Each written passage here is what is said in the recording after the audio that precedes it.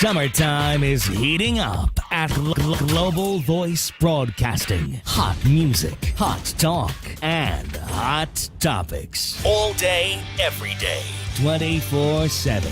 You don't want to miss a minute on Global Voice Broadcasting. I highly recommend Ms. Hicks. Her books, her CDs are encouraging. I bought her book, A Hill to Climb. She's a very inspirational speaker. And I look forward to one day being able to work with her. Your power lies within you. Let it loose.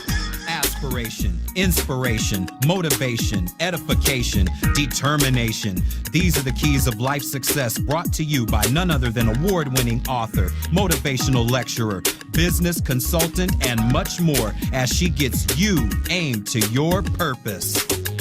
And now, ladies and gentlemen, young and elder, from Hollywood to the entire world, here is your host of Aim to Purpose, the radio show, Louise Hicks, along with her co-host, yours truly, Kennon Wesley Mason. Hello, world. This is Louise Hicks, your host of Aim to Purpose, the radio show, along with my co-host and my son, Kennon Wesley Mason. And we're bringing you a very special show today. Last week, I hope you enjoyed this show, and thank you, world, for joining us again this Monday. And today we have our special guest, Dr. Roma Benjamin, all the way from Harrisburg, Pennsylvania. So before we get Dr. Roma in and start sharing with you today's topic of the show, which is Each One, Teach One, which is also about the state of the educational system, which is very dynamic and important to all of us, because we know that each one of us should be teaching someone else to help us, each one of us sharpen the axe and get our tools in order so that we can become the person that we were born to be. Now, as I said, I'm Louise Hicks. I'm the author of none other than my best-selling book, A Hill to Climb, A Teenager's Battle with Cancer, Depression, and Drug Addiction. And I'm also a motivational speaker. I'm a businesswoman. I have 3 beautiful children. My son, Kennon, who is my producer, announcer, and co-host, is my oldest. My son that inspired my book, which chronicles the captivating story that we went through when he was diagnosed with a rare bone cancer. And I have a daughter who is also an entrepreneur, Crystal, who is 25.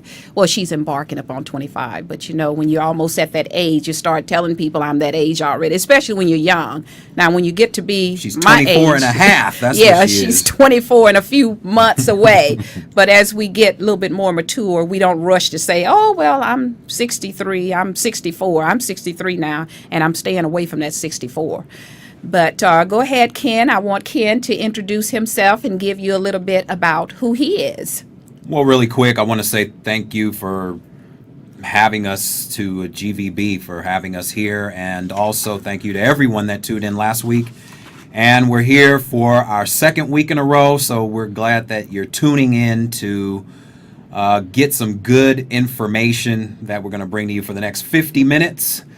And it's all for your enjoyment. It's for our enjoyment. And each one teach one. And from there, each one teach 2. And from there, each one teaches 3. And it becomes a domino effect. So this is what this show is going to be about today. And I'm looking forward to it. And so am I. We are looking forward to it. Dr. Roma Benjamin is looking forward to it. And let's just jump right into the show. And thank you for being our audience again this week. We had our premiere show last week, and this week is going to be a powerful show because we're talking about something that's very important to all of us, and that is Each One Teach One, the education, the state of education today. Let me share with you a little bit about Dr. Roma Benjamin quickly here. She is a native New Yorker, now residing in Harrisburg, Pennsylvania. Dr. Benjamin is a retired principal from the Harrisburg Pennsylvania City School District.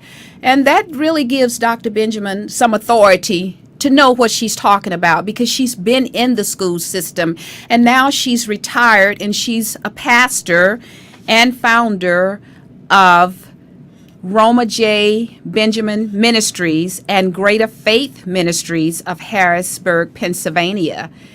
And we're going to let her share a little bit more about what she does and when she retired, what she started to do, why she started to do it. But before we do that, we'd like to thank also Global Voice Broadcasting Network.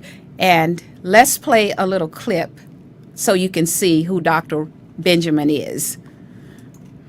A former principal plans to start her own school just for boys. News 8's Harrisburg reporter Portia Johnson explains how the school will focus on what students are lacking. I'm focusing on young men because that's my heart. My heart. This is Roma Benjamin's first interview since she retired from the Harrisburg School District. I know they're innovative, they're sharp, they're very creative. Benjamin says boys just need an environment conducive for them to learn. As the former principal at John Harris High and Roland School, she says it was difficult to get to the root of the problem. Some of them were frustrated because their level of reading was so low that they became a behavior problem. And while you're trying to focus on the behavior, the real issue is literacy. Ryan Wellington graduated from John Harris when Benjamin was the principal. Although he excelled in school, he says a lot of his peers didn't. They need a place where they can come and learn. They don't have to be criticized or made fun of, or they can feel comfortable displaying their handicaps, if you will. And reading is one of those things where nobody really wants to talk about. They really don't want to tell people that they don't know how to read. Wellington believes the lack of interesting reading material in the school district is part of it. Benjamin believes she can engage boys more at her church. She's the pastor at Greater Faith Ministries, and that's where she plans to start an after-school program for boys called New Sound Prep Academy. It's not replacing education, it is supporting. That's why the focus is literacy and technology. The after-school program will be here in the children's ministry room. Benjamin says each student will have a desk and a computer. She says before she organizes a lesson plan, she will test each student's reading level. Kids graduate high school and they barely can read. But Benjamin hopes her school can help break that cycle. In Harrisburg, Portia Johnson, News 8. Benjamin hopes to start the after-school program within the next 2 months. Enrollment will start with students from 1st to 8th grades. She says she's trying to raise $150,000 to fund the program. News tonight for Hi, Dr. Benjamin. We are so happy to have you on the program, our show Aim to Purpose. I'm Louise Hicks, the host, along with my son, Kennon Wesley Mason. How are you? I'm doing fine. Wonderful. How are you doing? We're great, and we're so pleased to have you here. Thank you for coming on the show to share with us some exciting things that you're doing to help children in our school system today, because we know that there are a lot of problems with the school districts, and this is just not where you are. This is across the nation. We're having a lot of problems in the school system. So let's share with us a little bit about you. Tell us a little bit as to what I heard in the clip there, that you're focusing on a boys' school. Now, you were a principal prior to that, so give us a little bit of information about you and what made you retire and decide to focus yourself on the ministry and the schools for the boys. Well, Louise, first of all, and I appreciate you and your son having me on your program. It's an honor. I'm an educator, a teacher and administrator. I've been in this system for 18 years, and I've been in both suburban as well as urban, as we call it, city schools. And one of the things, the reason why I retired early, outside of the Lord telling me to retire, I'm not of age to retire, neither do I have the years to retire. But I had gotten enough of being in a system that's failing, and especially African-American males as well as Latinos failing, knowing that they're failing them, knowing that they don't have an opportunity, don't have a chance. And I was part of the system. I was part of the problem. And I knew that being in that system, I could not solve it by myself in that position. And so I knew it was time for me to pull out when I would see that the majority of our young men were suspended, repeatedly suspended. I pastor a church. I pastored at the same time that I'm in the public school system, both simultaneously. And now, Dr. Benjamin, excuse me, you said that you were part of the problem. Let's discuss that a little bit. How do you think, why do you feel that you were part of the problem? We know that the educational system is not just for the teachers to make sure that the students are excelling or exceeding in school. It's also a parental situation as well as the teachers. It's more than just the school administrators, the school staff. The parents play a role too. So how so? Let's talk a little bit more about that. When I say that, I'm going to be real with you. When I say that, when you're in a system and you know it's not working, and you're speaking up as much as you possibly can, because politics play part of it. Of course, we're going to talk about parents, but a child is in a classroom 6.5 hours a day. So we can remove the parents for a minute. They're in our presence 6.5 hours to 7 hours a day, and our kids cannot read. So we ought to be able during that time frame to teach them how to read the language that they could speak before they learn how to read it. We're with our children on a regular basis. We're with the children as much as the parents are. And that's why I said, I realized that it was a problem. And I had enough, Louise. I had to get out of the system in order to really help and to do what I know to do. And that is teach children how to read. So that's what I mean by that, because I watched, even in kids in my own congregation, they would get suspended on a repeated basis. They'll go back one day and be suspended 3 or 4 more days, young men. And I would have to go in as pastor, to try to help remedy the situation. But the bottom line was the child was not reading at the right level. And yet they placed them in emotional support classes. They placed them in learning support classes, only to prolong the problem, which is a lack of reading, a lack of teaching reading the correct way at the right grades, so that kids can continue to progress on. So you think that the fact that the children are getting suspended, now that's very troubling. So there's a cause, because it appears if you're getting suspended, you don't have enough to hold your interest there. And what do you think about that? Is that part of our school's curriculum, that we don't have enough to really hold the interest of the children? Because I remember I was a teacher's aide when I was in college. I was a teacher's aide for a while. Of course, it was with elementary school kids. I was a second grade aide. And we, back then, of course, this was a long time ago, back in the 70s. I know things have changed tremendously since then with the educational system. But we need something to hold the interest of the children, because if these kids are getting suspended, are you referring to, what grade levels are you referring to now where these young men are getting suspended more than expected? I've done all grade levels. I've done high school, middle school, alternative ed school, and elementary school. So it happens across the board. The problem is not suspension. The problem, the epidemic that we're dealing with is illiteracy. And how do we address the fact that our kids, I had to come out of a comfort zone in order to really deal with looking at the real issue, and that is reading. That's why I opened a Reading and Technology Center. And I began to test students. I tested them through testourkids.com. I test kids in my church. I test kids in the community. Louise, I found out that some of the suburban schools where it may be 50-50 black and white, or 60-40, there were still kids being promoted to 7th and 8th grade, and they're reading on a 2nd grade level.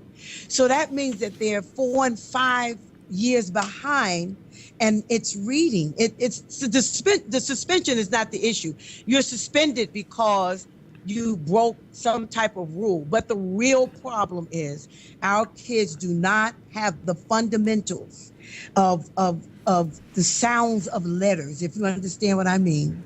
Right. Yes. Yes, I understand what you're saying. And with Kennon being in school more recently, going through the process than I have, because I haven't been in grade school or secondary education in years, I want him to elaborate because you're so right. And we had Dr. Reynolds on one of my shows prior to my coming to Global Voice Broadcasting, and we were discussing that very same issue. We talked about the literacy problem in our country here in America, how our children are lagging behind, and a lot of these children are labeled with some type of mental illness at time when that's really not the case. We know that it's with reading. So I want to bring Ken in and have him to talk a little bit about that as well. Well, real quick, one thing I've heard a while back ago is that if you want to hide something from students or anyone for that matter, you want to put it in a book. And one thing that I've seen is that when it comes to general education, there's only a few things that are really universal. One is math, because, I mean, we have my mom here and there's me, 1 + 1, it equals 2 people in the same room. You have science, which is pretty universal. Science has proven that we all have a heart that pumps blood and lungs that breathe in air. And then you have reading, like you said, language, learning. It doesn't matter what country you come from, just the auditory space of sound and linguistics and language of any kind. It is a fundamental aspect of life that many children, I believe too many children, are missing today. So can you just go into what your feeling is about just reading in general and how it will impact any child when you teach them to read at as early as age of possible? Yeah, that's the issue. Our children are not learning to read, it appears, at an early age, and if they don't learn at an early age, as they get older, they're not going to want to read. So yeah, continue to share some enlightenment on that. The reading, the learning of reading takes place between kindergarten and 3rd grade. Right. If a child does not have the fundamentals, meaning they know the sounds of letters, not just the letter itself. Right, that's right. But the sound that the letter makes. Right. To be able to blend sounds to make more than one word, to comprehend the words, and to learn what they're reading so it makes sense when they articulate and when they formulate their thoughts. Right. You know, if we're not giving them this, you made a statement, I believe your name is Ken. Yes. You said that science and math is universal. It's not universal if you cannot read. That's true. 1 + That's true. is numerical. That is That's true. Because you have to learn the shapes of the letter or the numbers, and you have to learn what they mean, and put certain things in front of children and teach them to not only count the numbers but also teach them how to write those numbers out and how to sound them out, and how an explanation of how they came down with their answer. Exactly. So any standardized test, and I'm not talking about a classroom teacher test. Right. Any standardized test is going to give you, when it gives you math, it also asks for the explanation of it. And this is where, some kids say, I'm good with numbers. Okay, but everything is not written in a numerical position. Right. It's written in words, and science is the same way. So we create classes. I don't have a problem with math, science, social studies, and the histories and the humanities. I don't have a problem with it. Yep. The issue goes back. We got to go back to the root.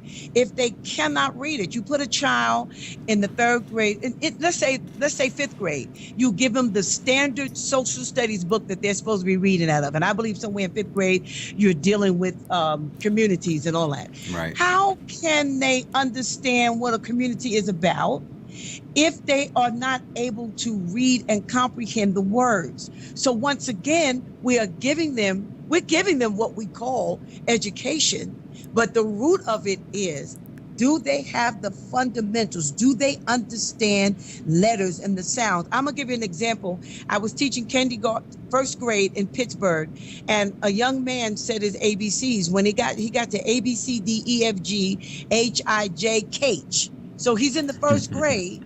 He made it all the way through kindergarten saying Kh. Right. Right. Do you understand what I mean? Yeah. And So and now- that's not healthy. He's in the first grade and he's still saying Kh. Then the average child will say elemental P. Well, it's literally LMNOP. That's right. That's right. And you know, you're so right, Dr. Benjamin, because I know when I was in school, they taught us the fundamentals, the basics, which were reading, writing, and arithmetic. And it appears now we've gotten away from those basics.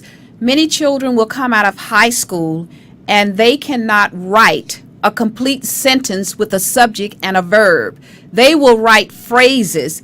And some people are in the workforce writing phrases. They have not learned the basics. Now, how do you get out of high school in a country as rich as ours and you cannot write a complete sentence with a subject and a verb? And that goes back to our educational system, which is really flawed. It's very flawed. And we need to focus on the basics: reading, writing, and arithmetic. Once we get those basics, we can move forward. Reading is the first that you say. Literally, Absolutely. the very language that we speak before we learn how to read it. So we're teachers, and I'm using we universally. Right. In the classroom, how do you have a kid in your class that you cannot teach the very language that, I'm not talking about foreign kids who have to come in and learn a different language on top of theirs. This is what we speak standard English. So we ought to be able to teach it to our kids, because now what we're dealing with is we're dealing with a lot of failures, a lot of failure with literacy. And when you deal with that, then the system, our psychological system, or whatever we want to call it, they put names on it. Like years ago, family, but now, when things happen, they become dysfunctional family. Right. And we accept, so now when people can't read, they call them functionally illiterate. Right. So we accept these terminologies. Well, and not and kids, instead of going back to the root, go back. That's why my center is from kindergarten to 8th grade. Because You're gotta right. get it at the early age. You have to develop a system that will individualize learning for students I started with the kids in my church, because I realized, I said, wait a minute, I already have a platform. I mean business. I'm not playing. I am determined that my kids in my church, that I will have a fully functionally literate church. And I'm challenging my members of the church to really look at this thing called literacy and understand why our kids are not reading at a proficient and or advanced level. So you gotta go back to the beginning. That's why I stepped out. I got out of the boat, because it's my determination to see Black children learn reading from the basic, from the beginning, not trying to remediate them in prison. And you are so right about that. We can't remediate them in prison if we haven't given them. That's why a lot of our children are in prison, because we haven't given them the basics in order to help them excel. And when I said reading, writing, and arithmetic, I'm sure that was by design, the way that it was taught to us in that order: reading, writing, and arithmetic, because those are the essentials. And if the children aren't getting the essentials, that's a problem here in our country. And we wonder why a lot of kids can't get jobs. They can't even fill out a resume, some of them. They're not even taught these things. And we know we were taught as children, charity starts at home. So we're going to have to put some emphasis on the families as well, so that they can be trained or taught how. And I want Ken, he wanted to put in a comment. So we'll go ahead, Ken. Well, first, I mean, now with technology that we have now, technology has also created the dumbing down of children as well, because now when you text, you're texting in such a broken language now with all the little phrases that we use today, and who has cell phones more than ever now? It's children. And also, I mean, in the prison system, I mean, you can get educated in the prison system, but where are you going to use that education when you're in the prison system? So we're really dealing with an epidemic. And yes, we are. It's going to take people to realize that we could talk about this as much as we want. We got to start being about it. That's why it is so very important for communities, for churches to really get involved. Because if we just simply send them through the public school system, there's a large chance that our kids are not going to make it. There's a very large chance that our kids are not going to make this journey. So that was my purpose of bowing out, saying, okay, enough is enough. I've seen enough. I fought against kids being promoted and graduating. I got suspended. Man, I got put out.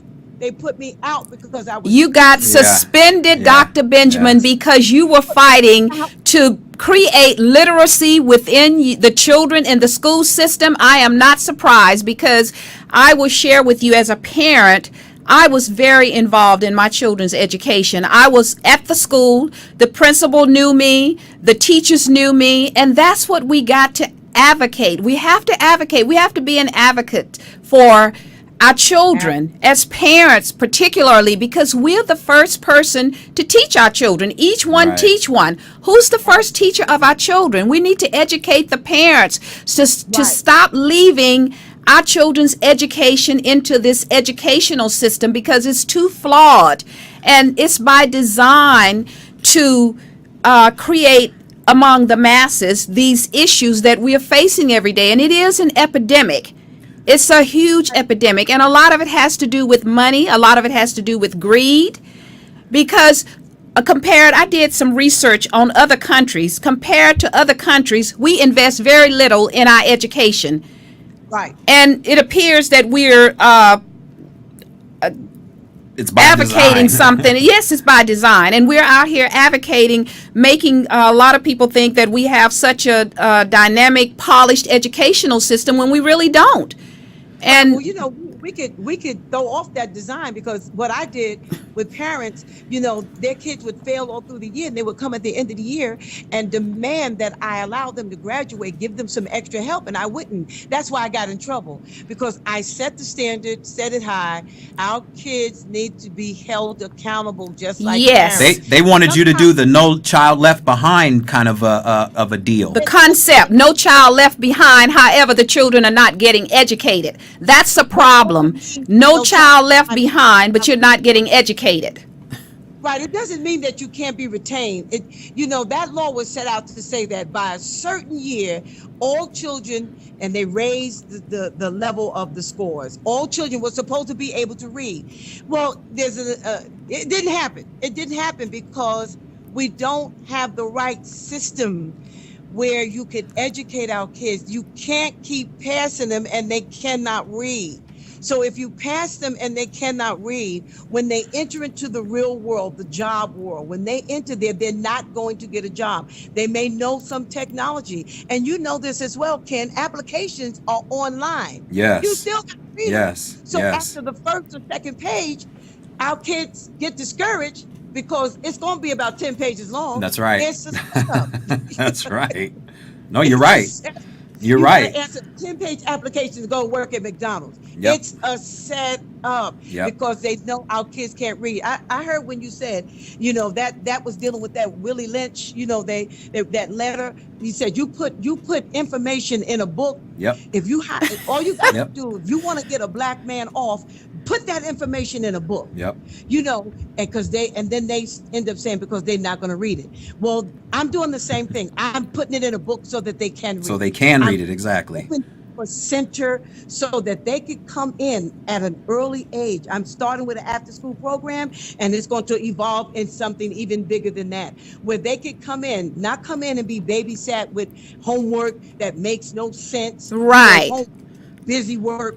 You know what I mean? I'm going to hold the kids accountable. I got to start with the child first. Yes, Then you do. I go with the parent, because if I start with the child and get the child show evidence that these kids can read, these kids want to read, they want to learn, they want the structure, but you need somebody that's going to say, okay, enough is enough. I had enough, Louise. I had enough, Ken. And they need guidance. They need guidance like what you're doing. And I cannot imagine someone suspending. Well, I can't imagine it, because that's the flaw in our school system. It's by design, I feel, too. That's my opinion, and I'm entitled to that.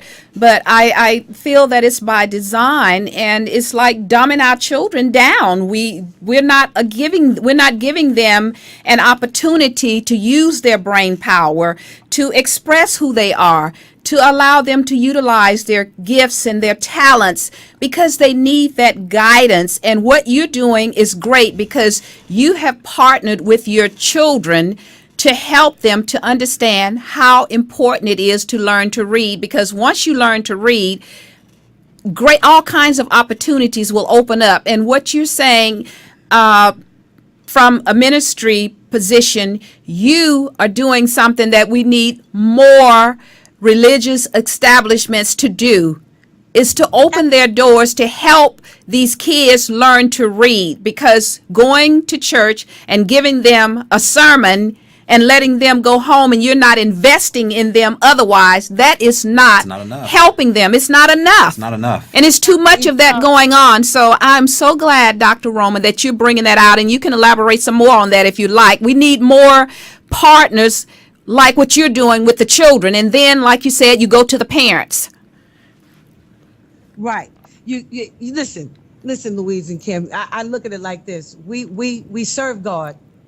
He's in a book called the Bible. So if you can't read what's in the book called the Bible, how can you justify that you really serve him, that you really know him? Yes. It goes back to the beginning of time when people had to have the Bible read to them, and then somebody fought against it and said, no, listen, no, they got to be able to read that Bible and go to God for themselves. That's what I'm talking about. I'm talking about literacy. I'm talking about the opportunity to empower our children. Yes, and we need that. With the tools that they need to survive in this world, because they are our next doctors and lawyers and presidents and police. They're our officers. These children are our future. They're our future. Now, Dr. Roma, did you get your schools started for the men? Is it already underway? Yes, I'm going through testoutkids.com. I've already tested approximately about 11 kids. I'm trying to keep it at a minimum so that I could control it, because my job is to work with every one of these kids. I'm starting with every one of these kids, and then I'll be training young men in my congregation to facilitate these centers so they could see other young, successful African-American males that are not out there with their pants hanging off their behind, running around with guns, talking a language that nobody understands. That's right. You know, this is the time for us to invest in our kids. This is not about money for me. This is not about position, because I left a position making 6 digits. Okay. Right. I was the top administrator in my district, and I left a position making 6 digits. So you could rest assured. This is your passion. This is a passion for you. And that's what we need. We don't have enough passion involved in what the chosen careers are these days with many people. There are a lot of passionate people, compassionate people, and I can tell you one of them. That's why we are on this mission and this campaign, to get people aimed to their purpose, particularly the young, because those are our future leaders. And we need to invest in them. So give us your website again, and where we can go, the people can go to find out about testing. And also, I hope that you will open up to partner with other religious establishments and any other establishments that will come on board, because that's what it's all about, connecting with one another in love, to help each one of us understand that we must connect because we are all in this together. Right, Louise, and that's how I'm coming. I want them to know the power that they have, the God-given mandate that we have to educate our kids and to be more of a force in their lives and not send them just to school for somebody to sit down. There are great teachers out there, but you still got some bad ones. There are great administrators, and you still got some terrible ones. Yes, we do. We have the power to really do something great and different for our kids. Now, my website is New Sound, NEWSOUND. L as in literacy, T as in technology, C as in center. So that's newsoundltc.com. Okay, just repeat it one more time. Repeat it one more time. newsoundltc.com. Great. We got it. Great. 717-234-1400. And repeat that number again. 717-234-1400. Great. And also, I'd like for the listeners and viewers to know that we will put that information out on my website, which is louisehicks.biz. Again, that's www.louisehicks.biz. And we'll put Dr. Benjamin's information out on our website so that you can go and reference that information, because she has something that's vital to help these kids hone their skills. And we need more of you that are listening to take a lesson from Dr. Benjamin and help your children, our children, nationwide. They need help. Each one teach one. Each one teach one, and leaders are always readers. Since we're in a technological age, for Absolutely. all of you that's listening, think of reading as literally downloading information into the brain. This is what you do to a computer. So every word that you read, it's being literally downloaded into your brain. And when you read something over and over and over again, it becomes habit. So just the act of reading alone, it brings a certain energetic stimulation to the brain.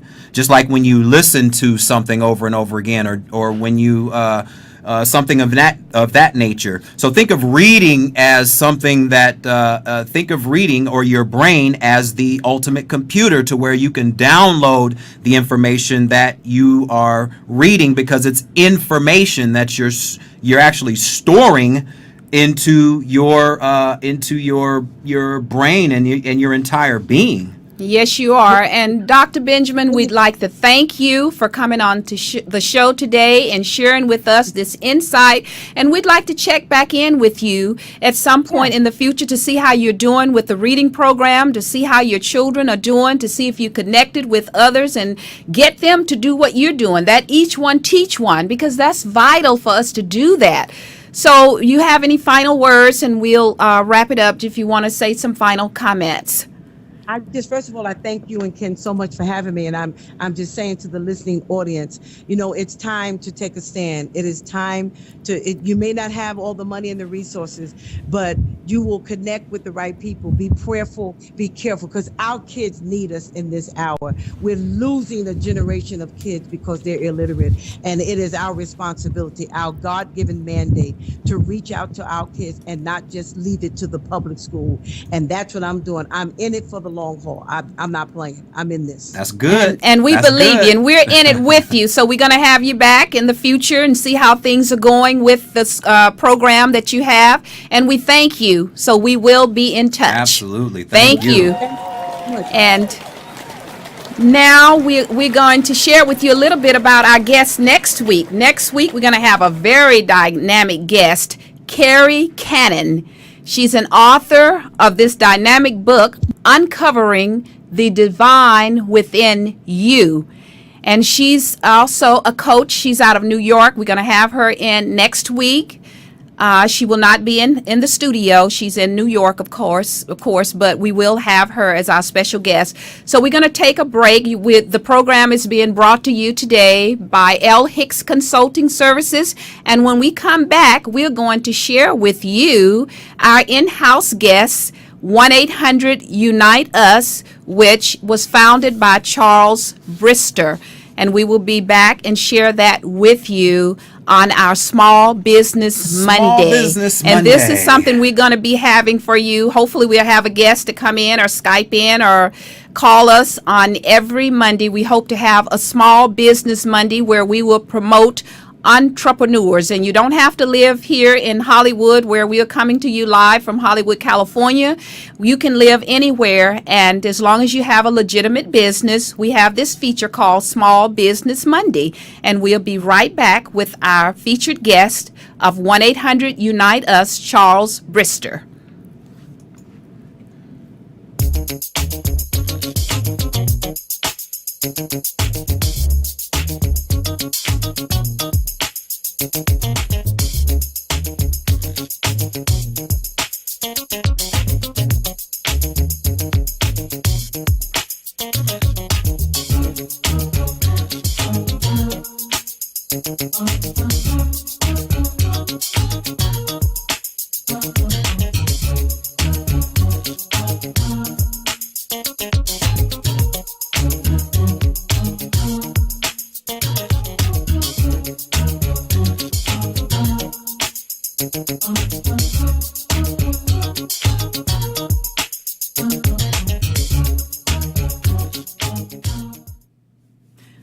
Okay, we are back, and I'm sure you saw our dynamic guest. That's for next week, July 21st, Carrie Kennon out of New York. She's an author, as I mentioned earlier, and she will be with us on the program next week as our special guest, and we will discuss uncovering the divine within, and we're going to talk about a variety of things next week. And we have in-house now our featured guest for our Small Business Monday.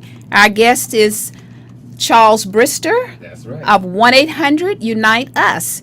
Thank you, Charles, for coming in to the show today. Thank you for inviting me, Louise. It's a pleasure meeting you. You are most welcome. On your first Small Business Monday. Yes. That's a great idea. You're our kickoff guest for our first Small Business Monday. I'm honored. And we are so happy to have you here. Now, what we want you to do is share a little bit about how you got 1-800-UNITE-US started, because we know you started it here in good old southern sunny California, Los Angeles. Mm-hmm. So tell us a little bit about yourself first, Charles, and then tell us what led you to get 1-800-UNITE-US started. Okay, I actually grew up here in Los Angeles, and then I went to college in New York. I went to the Merchant Marine Academy. So they gave me a chance to see the world, which is pretty exciting. And one of the things that happened was I was in near Italy. We're getting ready to dock in Italy. And then I go ashore and I see this place on fire on TV, this city on fire. And it turned out to be Los Angeles. And that was the first that I heard of the, I knew about the Rodney King thing and the verdict, but I didn't know that Los Angeles was on fire. And so shortly after that, I retired from the Merchant Marines, and I realized a lot of our problems was economic, and also our solutions are economic. So I went around and talked to a number of black-owned businesses to find out what the problem was, as well as consumers, and a lot of them had the same problem I had, and that was trying to find black-owned businesses. And one of the different things about us that's unique is that we, as a rule, do not have ethnic name recognition. Like, for instance, let's say you want to buy, or let's say you get a list of doctors, for example. You see Dr. Lopez. Well, you know he's Hispanic. Dr. Suzuki, you can narrow him down. Right. But what about right. Dr. Jones or Dr. Marshall? You don't know. Yeah. So even if you want to use a black doctor, which in some cases is good because there's certain ailments that we tend to have more of, and like, for instance, vitiligo. Yep. A shipmate of mine had that and had no idea what he had until I told him. Yeah. Right? Because he went to the company doctors who were all white and they just didn't know at the time. Yeah. All right. So that's just one example. But it's important for all groups to support their own to some extent. Absolutely. Yes, you're right about that. I agree wholeheartedly. Oh, yeah. Asians is part of their culture. Jewish people is part of their culture. If you want to be a good Jew, what kind of meat do you eat? You eat kosher meat, right? And then you go to the Jewish deli to get your kosher meat, right? And so it's important for all groups to spend a certain amount with each other And one of the things that other groups also have is they have a language base of support. So if you come over here from Korea not knowing English well, you're going to likely go to Korean-owned businesses. Right. All right. Because so that's again, what you know. But in our case, we had our languages taken away. We had our names taken away. So we don't have that. Yep. We don't have that language base of support. We don't have that ethnic name Or recognition. that name recognition, like you Recognition. said, so you didn't know. So that led you then to open up your own company. So what did you do and how did you get this company started? Okay. 1-800-UNITE-US. Well, the name 1-800-UNITE-US came to me about 2 in the morning. I woke up with the number in my head, 1-800-UNITE-US. And so I called it, thinking maybe I'll get a voicemail or something. And nothing happened. The phone just rang and rang and rang. So 8 o'clock that morning, I called the phone company and I locked in the number, 1-800-UNITE-US. So this was back in 1993. And ever since then, we've been sending people to black-owned businesses and professionals. Yes, I remember my first call. This lady called in and she said she heard about us and she had some water damage and needed new carpet. Was planning to go to Carpeteria. I don't know if you remember Carpeteria. I remember I do, Carpeteria, yes. I remember that company. You going kind of back now. That's right, that's right. Ways back. Well, you started the company in 93, so 93, yeah. you would go back. Yeah, and so we were able to refer her to a good black-owned business, and it was a $1,400 job, and he was happy, she was happy, and I was happy, because that's how it's supposed to work. For us to take that same money that we're already spending and just spend more with each other. Yes. I'm not saying spend on all with each other, but we need to spend more. Right. Because right now it's only about a nickel out the dollar that we spend with each other. Yes. So that's not enough to keep us going. To keep the communities intact and Exactly. help promote growth. And that's one of the things we were just talking about as well is education. And education really goes across a wide spectrum. Right. The same as what you're talking about here when you promote and help elevate each other. And like you're saying, that's not saying that you're going to spend all your money with one group, because nobody can do that and survive. We all have to feed off of each other. However, we do need to invest in our communities as well. And that's called support. what you're saying. It's called support. Like, Yes. like taking care of your family. There has to be a certain amount of food coming in for nourishment, right? Yes. Otherwise, you suffer from anorexia, and to a certain point, some of us are suffering from economic anorexia. Yep.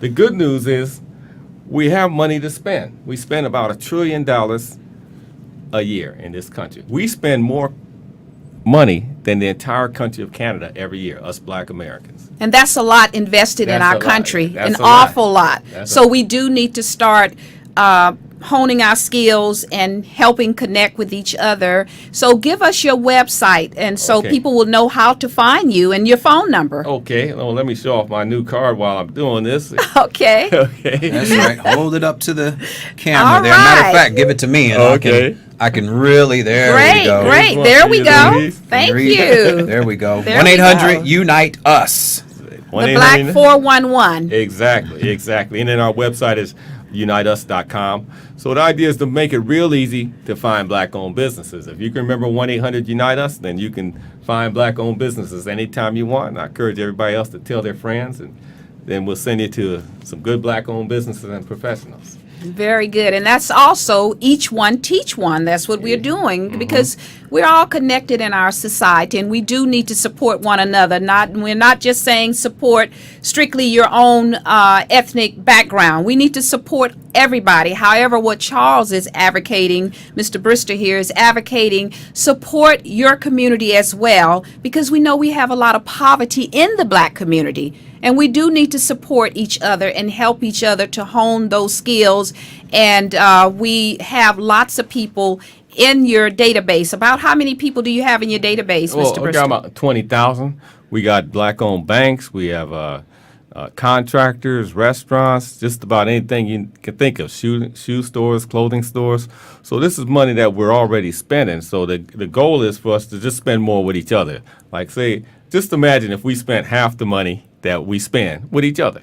Right. Half with each other, half with everybody else. Just think what a tremendous difference that would make. In the communities, and it would help stamp Yeah. out crime and a whole lot of things. Oh, and yeah. that's another subject, and we need to wrap it up. But we want to thank Charles for coming in about 1-800-UNITE-US. So a final thought, and we need to wrap it up.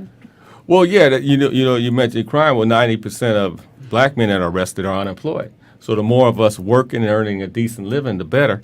What I read also is that among the general, we make about 13% of the population. Right. But among the workforce, we only make up 6%.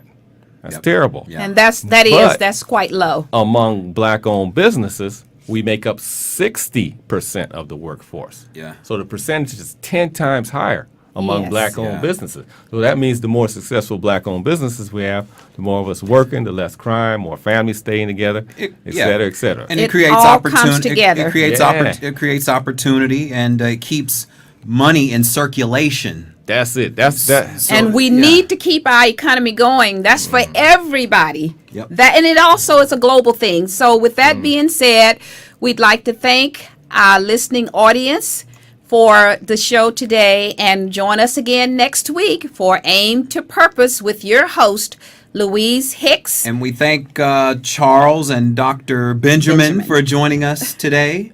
And we'll definitely see you all at this same time next week. With our special guest, Carrie Kennon. Yes.